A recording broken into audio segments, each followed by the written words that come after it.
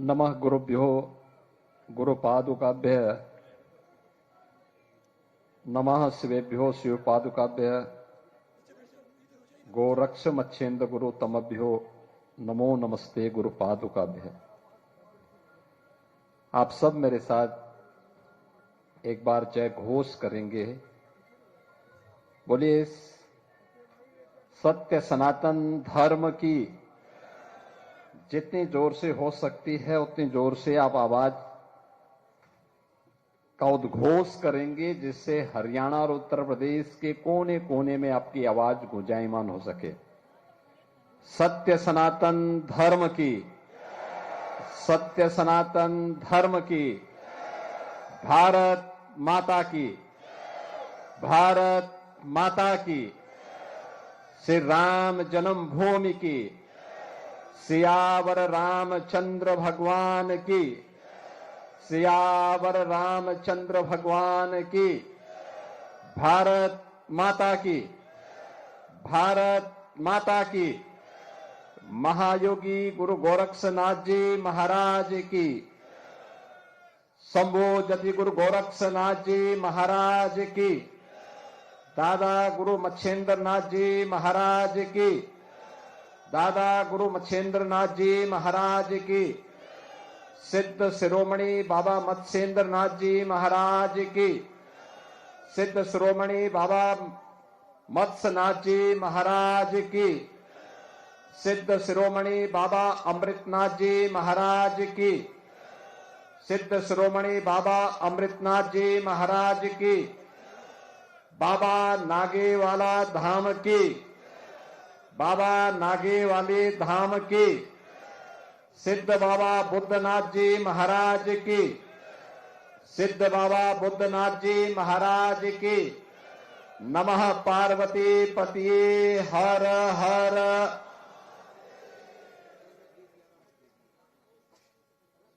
आज के इस मूर्ति प्राण प्रतिष्ठा समारोह एवं 8 मान भंडारा के इस कार्यक्रम में, इस पूरे कार्यक्रम के आयोजन के संरक्षक, लोकप्रिय विधायक पूर्व सांसद बाबा मस्तनाथ धाम अस्थल बोहर के श्री महंत योगी बालकनाथ जी महाराज, इस पूरे कार्यक्रम के संयोजक और आयोजक बाबा नागेवाले धाम के श्री महंत बाल योगी मसाननाथ जी महाराज,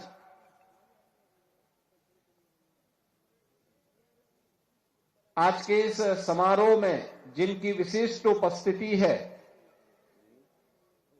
ऐसे नाथ पंथ के हमारे सभी पूज्य संत योगेश्वर, योगी महासभा के महामंत्री श्री महंत चेताईनाथ जी महाराज, हमारे रमतो के 12 के श्री महंत बाबा महंत कृष्णनाथ जी महाराज,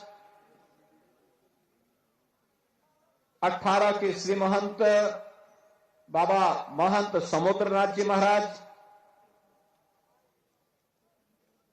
पेवा गरीबनाथ मठ के श्री महंत पीर शेरनाथ जी महाराज, कोथकला हिसार के श्री महंत पीर जेताईनाथ जी महाराज, उजाना के श्री महंत पीर राजनाथ जी महाराज, रायसन के महंत पीर लहरनाथ जी महाराज, हीरो कला पंजाब के श्री महंत पूर्णनाथ जी महाराज, धनौरी के श्री महंत पीर हरिनाथ जी महाराज, सांगल से श्री पीर महंत शेरनाथ जी महाराज। आज के समारोह में विशेष रूप से जिनकी उपस्थिति हुई है भारतीय जनता पार्टी के हरियाणा प्रदेश के अध्यक्ष श्री मोहन लाल बड़ोनी जी, हरियाणा सरकार के मंत्री श्री अरविंद शर्मा जी, उत्तर प्रदेश सरकार के जल शक्ति मंत्री श्री स्वतंत्र देव सिंह जी, पूर्व मंत्री और विधान परिषद के सदस्य और मध्य प्रदेश के प्रभारी डॉक्टर महेंद्र सिंह जी, यहां के स्थानीय विधायक श्रीमती कृष्णा गहलावत जी, विधायक निखिल मदान जी, विधायक देवेंद्र कादियान जी, आज के इस मूर्ति प्राण प्रतिष्ठा समारोह में उपस्थित जिला पंचायत अध्यक्ष सोनीपत अशोक भारद्वाज जी, सभी पूज्य योगेश्वरगण, संतजन, भक्तजन और भारी संख्या में सिद्ध योगी बाबा बुद्धनाथ जी महाराज, सिद्ध योगी बाबा कृष्णनाथ जी महाराज, सिद्ध बाबा वीरनाथ जी महाराज, सिद्ध योगी बाबा बृहस्पतिनाथ जी महाराज, सिद्ध बाबा योगी स्वरूपनाथ जी महाराज, सिद्ध बाबा योगी मुन्नानाथ जी महाराज, सिद्ध योगी बाबा सुनेहा नाथ जी महाराज के प्रति श्रद्धा का भाव रखने वाले सभी उपस्थित श्रद्धालु बहन और भाइयों, मैं सबसे पहले नाथ संप्रदाय की ओर से आयोजित इस मूर्ति प्राण प्रतिष्ठा समारोह के इस भव्य आयोजन के लिए इस पीठ के श्री महंत बाल योगी मसाणनाथ जी महाराज को हृदय से उनका अभिनंदन करते हुए बधाई देता हूं कि उन्होंने अपनी गुरु परंपरा के प्रति जो अगाध श्रद्धा भाव के साथ यहां की जनभावनाओं के अनुरूप इस मूर्ति प्राण प्रतिष्ठा समारोह और आठमान के भंडारे के इस भव्य आयोजन को आज यहां पर आयोजित किया है, ये सचमुच अभिनंदनीय है, सराहनीय है। और इस अवसर पर आप सभी पूज्य संतों का, श्रद्धालु जनों का मैं नाथ संप्रदाय की ओर से भी, योगी महासभा की ओर से भी हृदय से स्वागत करता हूं, अभिनंदन करता हूं। भारत की सनातन धर्म की आध्यात्मिक और सांस्कृतिक विरासत में नाथ पंथ भारत के प्राचीनतम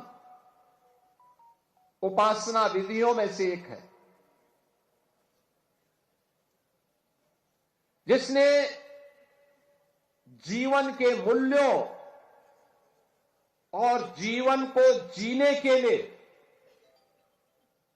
सदैव एक नई प्रेरणा दी है, समाज को उसके साथ जुड़ने, उसके साथ मिलकर के आगे बढ़ने के लिए प्रेरित किया है। और यही कारण है बृहत्तर भारत में आप जहां कहीं भी जाएंगे, नाथ सिद्धों, योगियों की एक लंबी श्रृंखला, उनके मठ, उनके मंदिर, उनका धूना, उनके खो, इनके माध्यम से आपको एक लंबी श्रृंखला देखने को मिलेगी। उत्तर से दक्षिण, पूरब से पश्चिम, सर्वत्र फैले हुए धर्मस्थल सनातन धर्म के प्रति, उनके मूल्यों और आदर्शों के प्रति, नाथ पंथ की परंपरा की प्रतिबद्धता को भी प्रस्तुत करते हैं। बहनों और भाइयों, आज देश प्रधानमंत्री मोदी जी के नेतृत्व में एक भारत श्रेष्ठ भारत को अपनी आंखों से, भौतिक चक्षुओं से देख रहा है। भारत तेजी के साथ दुनिया में आगे बढ़ रहा है और ये हमारा सौभाग्य है कि 1000 वर्षों के अंदर दर्जनों पीढ़ियां चली गई।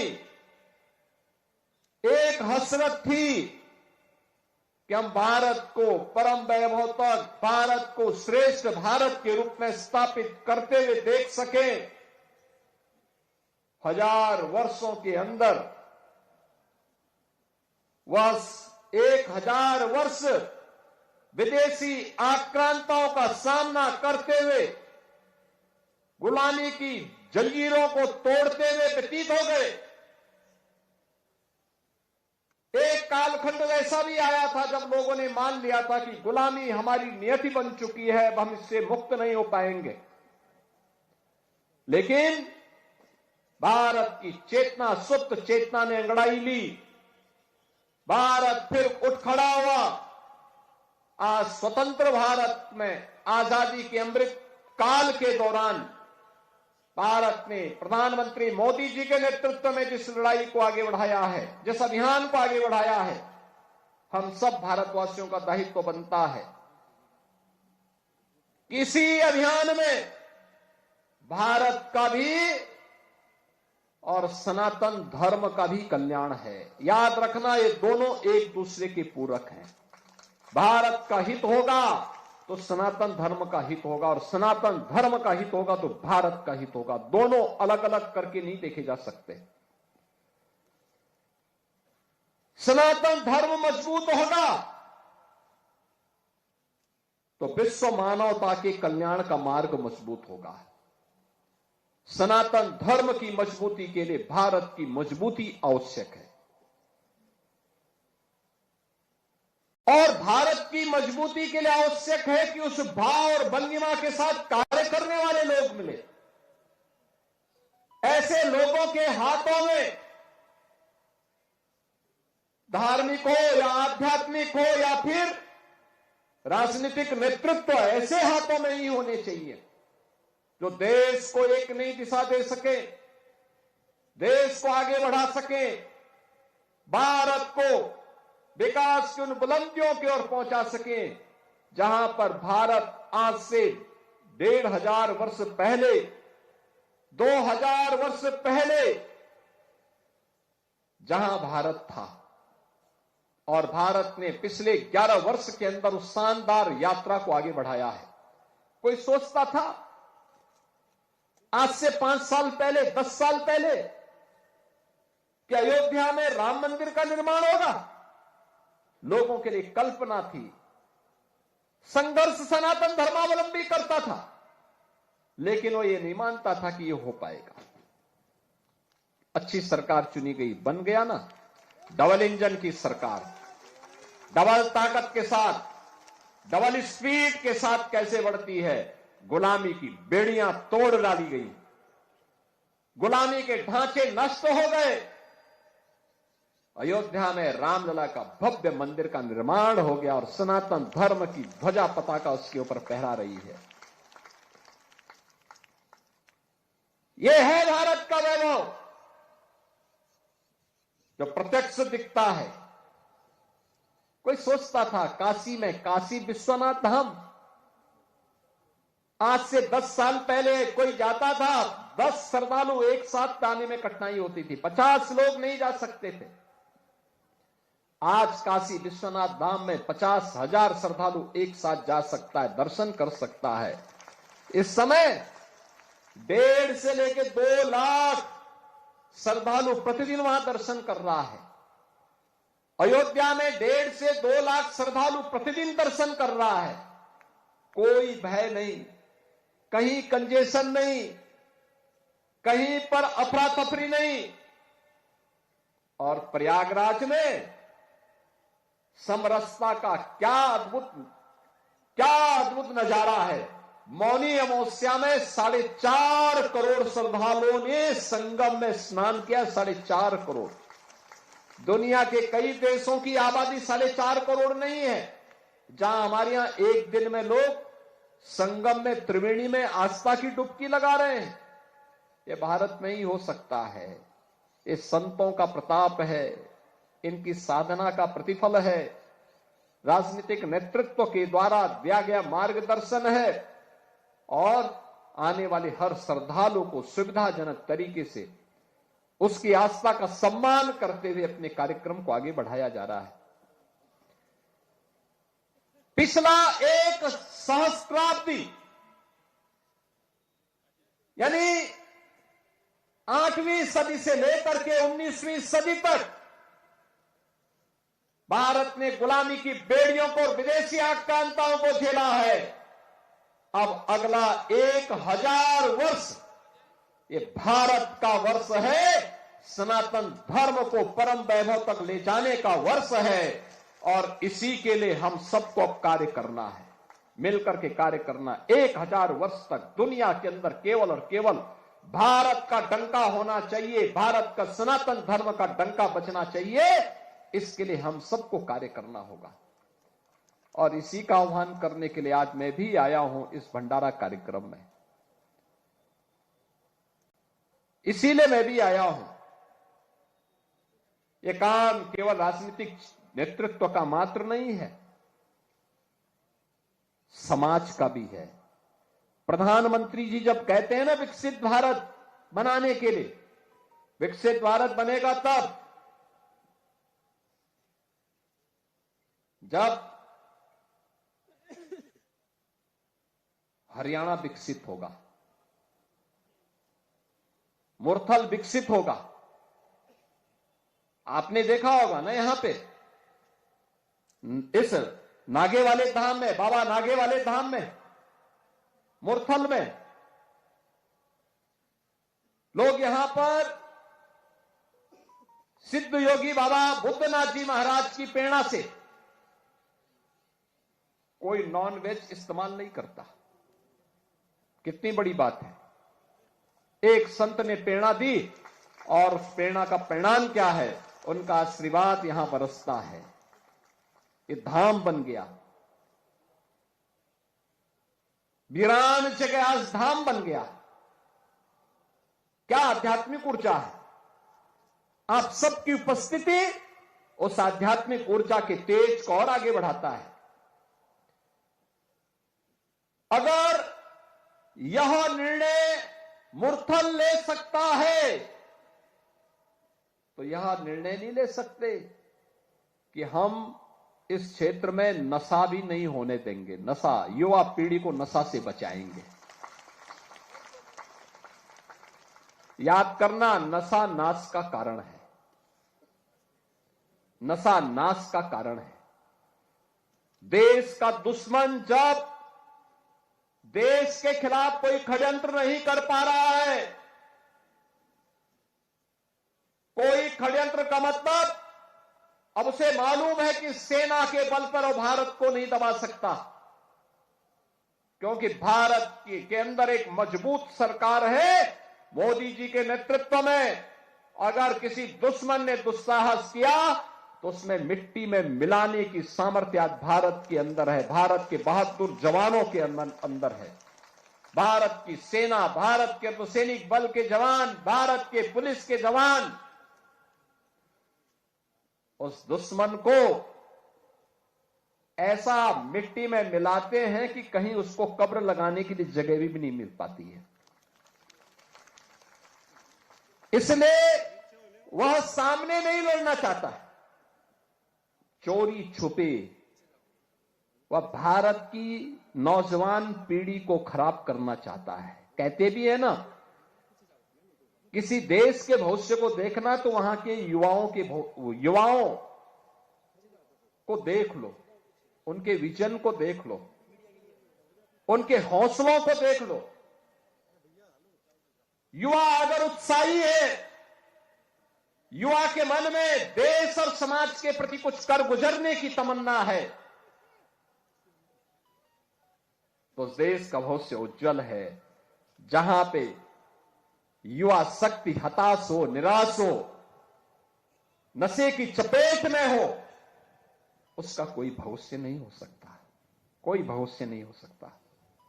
याद करना, कोई अधिकार नहीं है हम लोगों को अपने युवाओं के भविष्य के साथ खिलवाड़ करने का, किसी को नहीं है, किसी को नहीं होना चाहिए। और इसीलिए मैं आप सबसे कहूंगा, एक अभियान चलना चाहिए नशे के खिलाफ, उन कुरीतियों के खिलाफ जो समाज को अंदर अंदर खोखला बना रहा है, उन कुरीतियों के खिलाफ जो समाज को चौराहे पर खड़ा करके हताशा और निराशा की गहरी खाई की ओर धकेल रहा है। जीवन हताशा और निराशा का नाम नहीं है, जीवन तो उत्साह और उमंग का नाम है, श्रद्धा और समर्पण का नाम है, आगे बढ़ने के लिए एक नई प्रेरणा का नाम है, अपनी विरासत पर गौरव की अनुभूति करते हुए नित्य नवीन नवाचार के साथ नए प्रयोग करते हुए आगे बढ़ने का नाम ही जीवन है। याद करिए,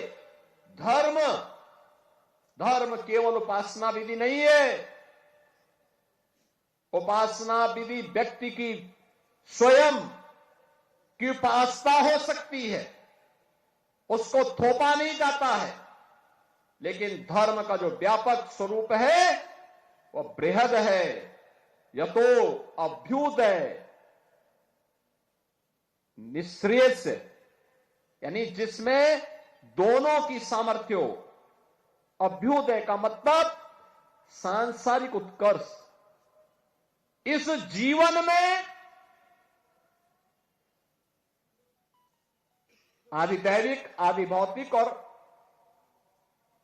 आध्यात्मिक तीनों प्रकार के विकास की प्रक्रिया को आगे बढ़ाना, भौतिक विकास को, आध्यात्मिक उन्नयन को, सांस्कृतिक उन्नयन के लिए पहला पक्ष है। और जब हमारा इस क्षेत्र में हम पारंगत होंगे तो स्वयं ही निःश्रेयस का यानी मुक्ति का मार्ग प्रशस्त होगा। मुक्ति एक सन्यासी के लिए, एक योगी के लिए समाधि है। एक छात्र के लिए अपने जीवन में पारंगत होना, अपनी एक क्लास से दूसरी क्लास में पारंगत होना, पास होना, सफलता की नई ऊंचाइयों को प्राप्त करना, ये उसके जीवन का हिस्सा है, यही उसके जीवन का उमंग है। एक क्लास से पास हुआ, दूसरी क्लास में गया, उसके पहली क्लास से मुक्ति मिली, अगली क्लास में नए जीवन की शुरुआत उसने प्रारंभ की। यानी दोनों, हमें अभ्युदय के लिए भी कार्य करना है और निःश्रेयस के लिए भी कार्य अपने आप होता हुआ दिखाई देगा। और इसी के लिए भगवान श्री कृष्ण ने कहा था, यही कुरुक्षेत्र की धरती पर कि कर्मण्येवाधिकारस्ते मां फलेषु कदाचन, यही है उसका भाव।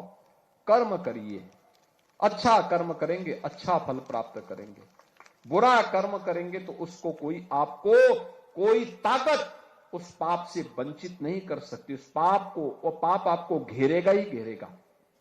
अच्छा करेंगे, आपके पुण्य पर कोई डकैती नहीं डाल पाएगा, कोई नहीं डकैती डाल पाएगा। और इसीलिए अच्छा करने के लिए हमें कार्य करना होगा। अच्छा करने के लिए बात नहीं करेंगे, सही करेंगे, नशा के खिलाफ अभियान चलाएंगे, जन जागरण के व्यापक अभियान के साथ चल रहे धर्मांतरण के वैध और राष्ट्र विरोधी गतिविधि को कंट्रोल करेंगे।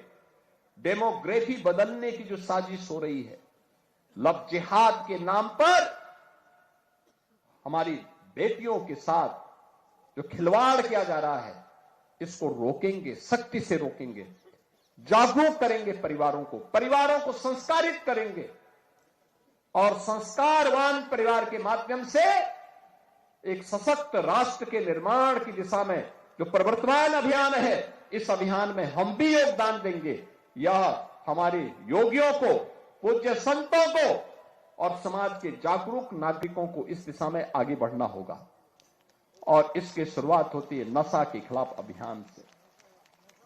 जो मैंने कहा, नशा नाश का कारण है। पूरी